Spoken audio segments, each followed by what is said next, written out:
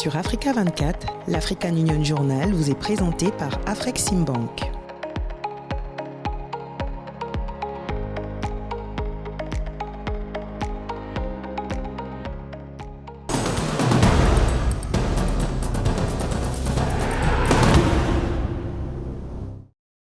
Nouvelle édition de l'African Union Journal sur Africa 24. Mesdames, Messieurs, merci de regarder le journal consacré à l'actualité de l'Union africaine.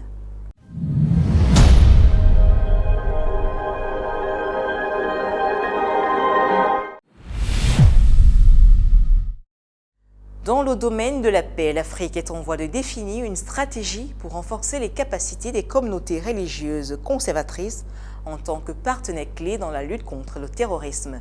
Les pays africains ont pris la mesure de la diversification des moyens de propagande des organisations terroristes.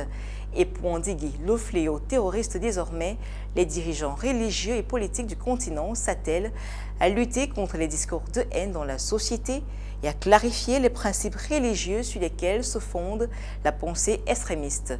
Plusieurs résolutions ont été prises dans ce sens à la 3e conférence africaine de la paix qui s'est tenue à Nouakchott en Mauritanie. Nathalie Mon. Face à l'extrémisme violent, le continent africain veut faire des religions la solution et non le problème. Dans cette perspective, des experts ont appelé les États africains à donner une dimension idéologique à la lutte contre le terrorisme. Appel entendu par les dirigeants africains rassemblés à la 3e conférence africaine pour la paix du 17 au 19 janvier 2023, tous déterminés à déconstruire le fondement religieux des discours extrémistes. Doctrine religieuse, celle plus généralement des idées politico-religieuses, est tout aussi importante à mener et à emporter. Car au fond, si nous devrions gagner seulement le combat par les armes, notre victoire pourrait n'être que provisoire. Pour rendre nos victoires militaires durables, pour les élever au rang de conquête politique stratégique, nous devons impérativement leur donner une base solide, celle d'une société équilibrée où l'extrémisme ne pourrait prospérer. Les pays africains ont pris la mesure de la diversification des moyens de propagande des organisations terroristes. Pour endiguer le fléau terroriste désormais, les dirigeants religieux et politiques du continent s'attellent à lutter contre les discours haineux dans la société et clarifier des principes religieux biaisés sur lesquels se fonde la pensée extrémiste. On travaille sur des dialogues en 3 dimensions. Dialogues liés à la religion et aux concepts religieux. Nous travaillons pour consolider les concepts religieux corrects et éliminer et clarifier toute confusion ou idée fausse soulevée par les partisans de la violence et de l'extrémisme. L'Afrique est en voie de définir une stratégie pour renforcer les capacités des communautés religieuses conservatrices en tant que partenaires clés dans la lutte contre le terrorisme. Des efforts collectifs sont nécessaires de l'avis des chefs d'État du Niger, Mohamed Bazoum, de la Mauritanie, Mohamed Ould Ghazouani, et du Nigeria, Muhammadu Buhari, dans les domaines de l'éducation, de la sensibilisation et aussi de la protection sociale des citoyens, les femmes notamment, qui représentent 20% des candidates au recrutement dans des groupes islamistes radicaux. Il n'y aura de sécurité durable pour quiconque hors du cadre de protection globale pour tous. La victoire sur la violence, le terrorisme et l'extrémisme ne peut être durable que si elle est une victoire culturelle et intellectuelle, autant qu'une victoire sociale, économique et sécuritaire. La défense de la paix, de la sécurité et de la stabilité ne peut être effective et efficace qu'en immunisant l'esprit des individus et la conscience des sociétés contre les discours qui glorifient la violence sous toutes les formes. Dans la feuille de route de l'Union africaine pour faire taire les armes en 2030, l'organisation panafricaine s'engage à s'attaquer aux causes profondes des conflits, y compris les disparités économiques et sociales. L'Union africaine a créé à cet effet un fonds spécial pour la paix, la prévention et la lutte contre le terrorisme et l'extrémisme violent, doté d'un budget de 400 millions de dollars annuels. En prévision de la 36e session du sommet des chefs d'État et de gouvernement de l'Union africaine de février 2023, le président Buhari a appelé l'Afrique à moderniser sa stratégie de lutte contre l'extrémisme violent et le terrorisme. Moderniser la stratégie de lutte contre l'insécurité en Afrique, c'est aussi pour les gouvernants et autres leaders prendre en main les défis multiformes auxquels est confrontée l'Afrique. Les stratégies en œuvre depuis une vingtaine d'années donnent plus de voix et de responsabilité aux dirigeants du continent dans le choix des politiques économiques et sociales. Une transformation qui devrait faciliter une meilleure coordination des efforts de sécurité et de développement, mais qui bute sur des relents insécuritaires disséminés à travers le continent. Pour les leaders, l'heure est à la promotion de la paix à travers des solutions internes qui passent par un engagement collectif. Une analyse de Robert Toborgbi. Dans le souci de l'Afrique de trouver des voies qui mènent à la paix dans ces différents pays, le continent a créé en 2002 l'Union africaine, née de la refonte de l'Organisation de l'Unité africaine. L'institution a depuis mis en place une série de mécanismes visant à prévenir et à gérer les conflits. Parmi elles, le Conseil de paix et de sécurité est un groupe comprenant de hauts dignitaires et plusieurs opérations de maintien de la paix de l'UA. Une force africaine de réserve de maintien de la paix se met également en place. Son objectif, endiguer les différentes entorses à la paix, comme le relève le président du Nigeria, Muhammadu Buhari, présent à la 3e édition de la Conférence africaine pour la paix.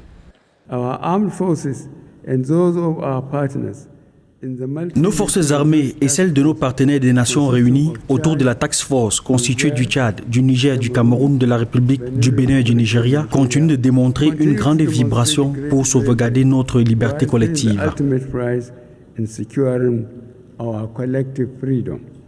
Ces dernières années ont été témoins d'une évolution rapide du terrorisme et de l'extrémisme violent sur tout le continent africain. Les pays ont affronté de face des fléaux en répondant au niveau régional, sous-régional et national, bien que leur politique n'ait pas endigué cette vague de terrorisme et que leurs mesures prises à l'encontre de ces derniers peuvent ne pas avoir d'impact positif durable s'ils ne sont pas bien organisés et s'ils n'ont pas un cadre d'action clairement défini. D'où l'appel du président rwandais Paul Kagame à la tribune de la Conférence africaine pour la paix.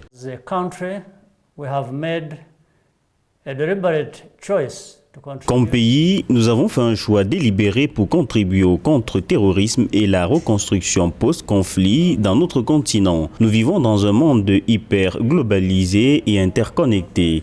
Il n'y a pas, du fait des réalités de ce combat, un seul angle pour faire face à cette lutte.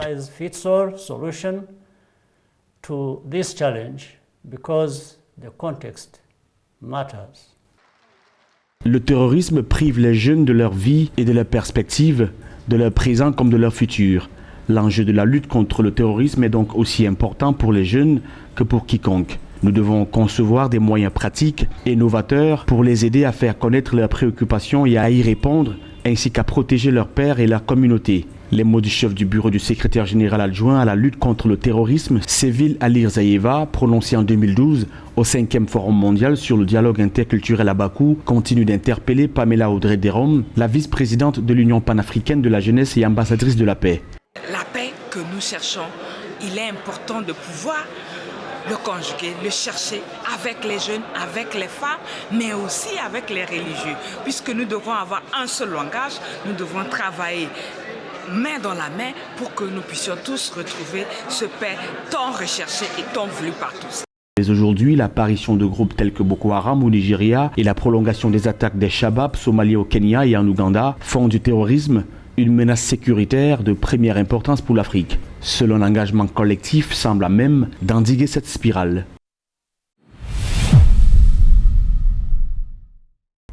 La ZLECAf, zone de libre-échange continentale africaine, entrée en vigueur il y a 2 ans et qui compte à son actif 44 pays africains ayant ratifié l'accord, continue son avancée pour stimuler la croissance économique du continent.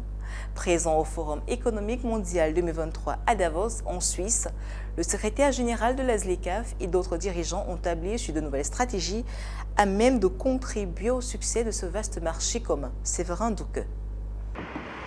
2 ans déjà que la ZLECAf, la zone de libre-échange continentale africaine, est entrée en vigueur avec 54 des 55 pays africains signataires de l'accord et 44 pays africains ayant ratifié l'accord. Si les avantages de la ZLECAf sont bénéfiques au développement des industries et des économies africaines, mettre en commun les partenariats publics et privés et les PME s'avère une stratégie pour contribuer au succès de la ZLECAf. The future of making sure that this agreement works is inclusivity. L'avenir pour s'assurer que cet accord fonctionne est l'inclusivité. Si nous avons des petites et moyennes entreprises qui, nous le savons, sont les moteurs de l'économie africaine, créant plus de 400 millions d'emplois en Afrique, créant des millions et des millions d'opportunités pour les jeunes et bien sûr contribuant pour plus de 60% au PIB de l'Afrique. C'est là que je crois que nous réussirons.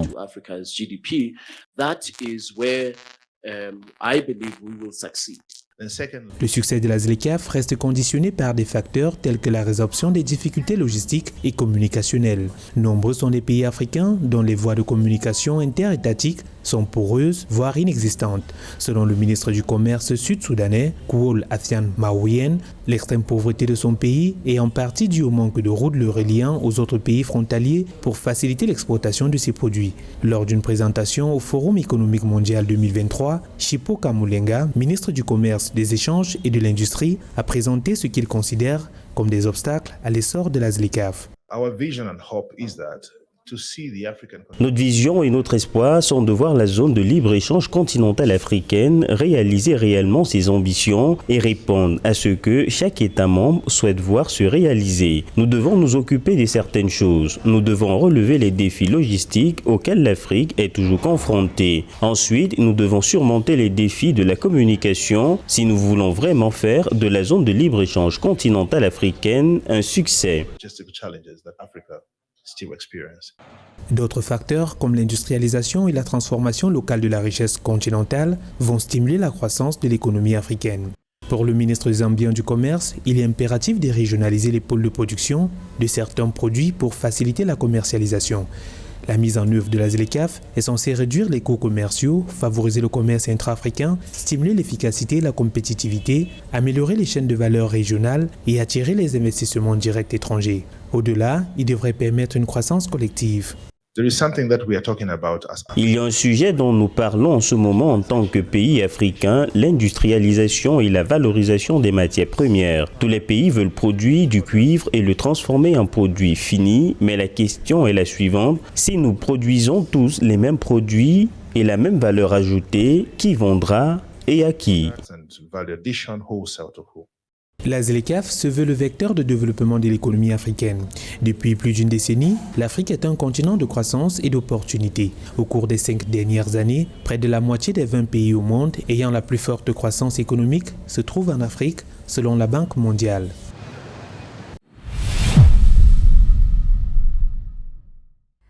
Actualité en bref de l'Union africaine dès à présent. Au cours d'une visite au siège de l'Union africaine à Addis Abeba, le ministre chinois des Affaires étrangères, Qin Gang, a pris part à l'inauguration du nouveau siège du Centre africain de contrôle et de prévention des maladies Africa CDC. Les réunions préparatoires du 36e sommet ordinaire de l'Union africaine prévu du 15 au 19 février 2023 se poursuivent. Le président de la Commission de l'Union africaine a présidé le 16 janvier les travaux d'ouverture de la 45e session ordinaire des représentants permanents de la Commission. Enfin, dans un communiqué publié le 18 janvier, Moussa Faki Mahamat, président de la Commission de l'Union africaine, condamne fermement l'enlèvement de plus de 50 femmes et filles au Burkina Faso. Il a par ailleurs appelé à la libération immédiate de ces femmes et à leur retour en toute sécurité dans leur famille et leur communauté. Le ministre des Affaires étrangères de la République populaire de Chine, Qin Gang, a été reçu au siège de l'Union africaine à Addis Abeba en Éthiopie le 11 janvier 2023 par le président de la Commission de l'Union africaine, Moussa Faki Mahamat. Au cœur des discussions, les questions continentales et internationales d'intérêt et de préoccupation communes, notamment le renforcement du partenariat entre l'Union africaine et la Chine et les moyens de renforcer la coopération en appui aux efforts déployés par l'Union africaine sur le continent. Ont été également abordées les faiblesses qui ont caractérisé le système de santé africain. Essentiellement à partir de 2021, les efforts ont porté sur le renforcement des institutions de santé publique, le personnel de santé, la fabrication de vaccins, les partenariats orientés vers l'action et l'augmentation des ressources nationales pour la sécurité sanitaire. Suite au dialogue stratégique entre les deux parties, il a été mentionné que la solidarité et la coopération avec les pays africains seront toujours une priorité diplomatique pour la Chine.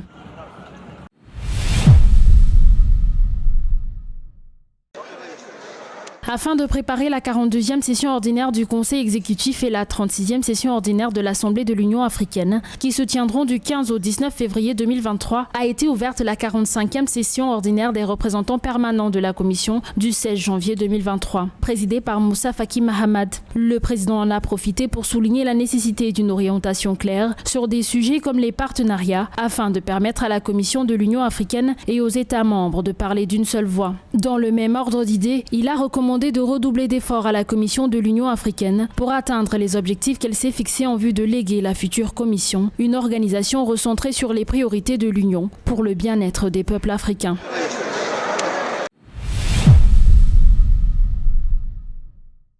Selon un communiqué de l'Union africaine publié mercredi 18 janvier 2023, le président de la Commission condamne l'enlèvement par des hommes armés non identifiés de plus de 50 femmes les 12 et 13 janvier à Arbinda, au nord du Sahel, au Burkina Faso. Le président de la Commission de l'Union africaine, Moussa Faki Mahamat, a appelé à la libération immédiate des femmes enlevées et à leur retour en toute sécurité dans leurs familles et leurs communautés, exhortant en outre les autorités nationales à ne ménager aucun effort pour traduire en justice les auteurs de ce crime odieux. Il s'est également dit préoccupé par le fait que les groupes armés ont pris pour habitude de cibler les femmes et les filles dans le cadre de leur stratégie visant à terroriser les communautés. Moussa Faki Mahamat a réaffirmé la solidarité de l'Union africaine avec le Burkina Faso et s'est dit déterminé à accompagner les autorités burkinabées dans le retour à l'ordre constitutionnel et à œuvrer pour une paix durable.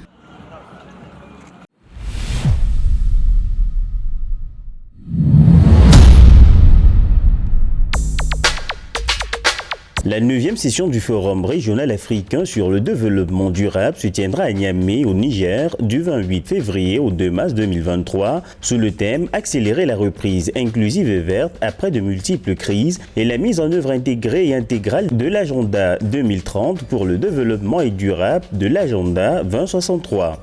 Au cours de la session, un examen approfondi sera entrepris sur les progrès réalisés dans la mise en œuvre de 5 objectifs de développement durable sélectionnés. Ce forum régional réunira des ministres et d'autres décideurs et experts de haut niveau issus de gouvernements et d'organisations intergouvernementales, du secteur privé, d'organisations de la société civile et d'autres grands groupes, ainsi que des partenaires internationaux du développement. Du 15 au 17 mars 2023, la ville de Tunis, en Tunisie, va abriter la conférence panafricaine sur la lutte contre les flux financiers illicites en Afrique. Cette conférence sera l'occasion de faire le point sur la mise en œuvre des mesures stratégiques et politiques de lutte contre les flux financiers illicites au niveau international, régional et national, d'analyser la cohérence globale de toutes ces initiatives tout en partageant les expériences et les défis de cette lutte. La conférence sera dirigée par la Commission de l'Union africaine avec le soutien des partenaires du développement. Elle s'articulera autour de sessions plénières, de tables rondes, de discussions en panel et de sessions en petits groupes afin de stimuler le débat et les délibérations pour atteindre les objectifs de la conférence. La 36e session ordinaire de la conférence des chefs d'État et de gouvernement de l'Union africaine se tiendra en Éthiopie cette année 2023. Cette session permettra aux États membres de relever les défis difficiles du financement et de la réforme de l'Union africaine. Elle sera l'occasion de définir les politiques de l'Union africaine, de fixer les priorités, d'adopter son programme annuel et de surveiller la mise en œuvre de ces politiques et décisions.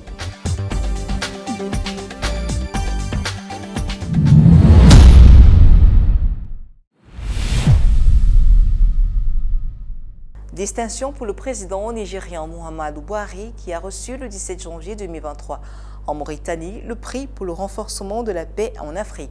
Prix décerné au cours de la 3e conférence africaine pour la paix qui s'est tenue à Nouakchott.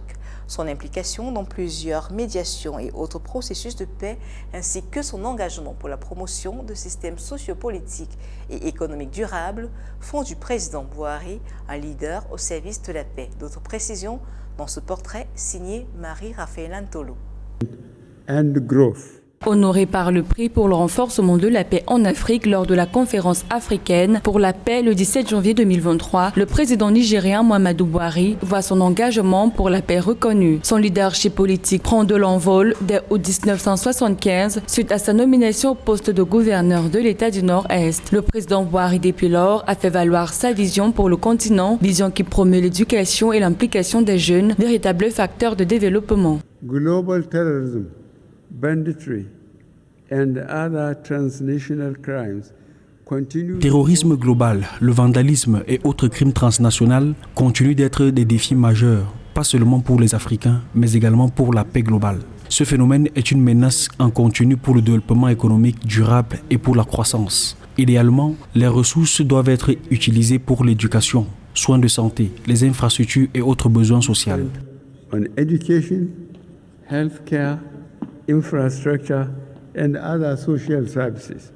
En 2015, alors qu'il vient d'accéder à la magistrature suprême de son pays, le président Muhammadu Buhari structure avec le Niger, le Tchad, le Cameroun et le Bénin une force multinationale pour contenir l'expansion du groupe terroriste Boko Haram. Il aura dans ce sens œuvré pour la libération des centaines de collégiennes enlevées par Boko Haram à Chibok en 2014.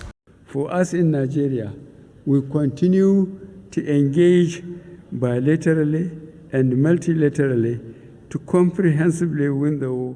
Pour nous du Nigeria, nous continuons à nous engager bilatéralement et multilatéralement contre les insurgés de Boko Haram et d'autres groupes terroristes alliés. Nos forces armées, mais aussi nos partenaires dans le cadre de la force multinationale mixte composée du Tchad, du Niger, du Cameroun, de la République du Bénin et du Nigeria, continuent de démontrer une grande bravoure alors qu'ils luttent pour sécuriser nos libertés collectives. Continue to demonstrate great bravery while paying the ultimate price in securing our collective freedom. Le 19 décembre 2016, le président nigérien Muhammadu Buhari a débuté sa mission de médiation dans la crise gambienne pour le compte de la Communauté économique des États de l'Afrique de l'Ouest. Le 21 juillet 2021, il avait aux côtés du Sénégal, de la Côte d'Ivoire et du Ghana pris part aux négociations visant à réintroduire l'ex-président malien Ibrahim Keïta au pouvoir à la suite du coup d'État du 18 août 2020. Âgé de 80 ans, le président Buhari s'est dit entièrement dévoué au continent africain.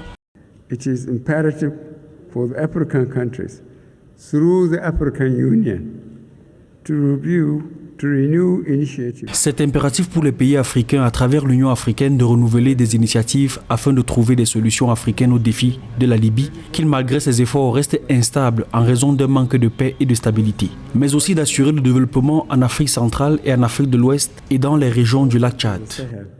Central and West Africa, as well as the Lake Chad regions. Désireux de reformer l'économie, le président Buhari milite pour la reconstruction des systèmes sociopolitiques et économiques en Afrique. Cela passe par la mise sur pied d'institutions fortes qui soutiennent efficacement la bonne gouvernance et débouchent sur le progrès du continent. Soulignons que le président Buhari est le premier candidat de l'opposition à être élu président dans le pays.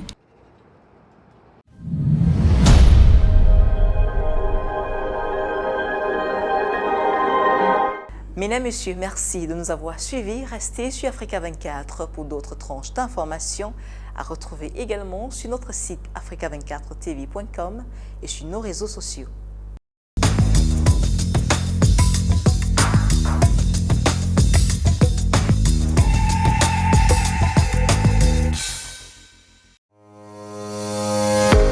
Sur Africa 24, l'African Union Journal vous est présenté par Afreximbank.